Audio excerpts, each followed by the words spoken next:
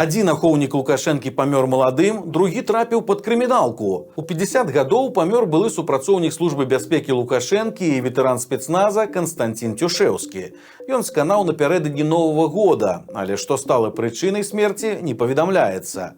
Іншы былы ахоўнік Лукашэнкі трапіў пад крыміналку, але ёсць нюанс.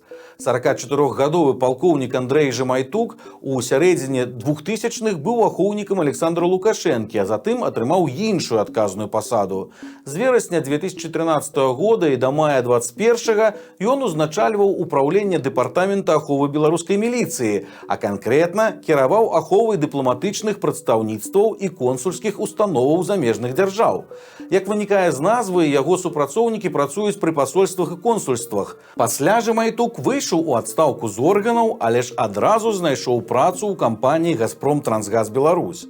На гэтым хлебным месцы адстаўны сілавік быў пазначаны як кантактная асоба па пытаннях афармлення заявак на ўдзел у маркетынгавых даследаваннях. Цяпер жа стала вядома, што на Жамайтука завялі крымінальную справу.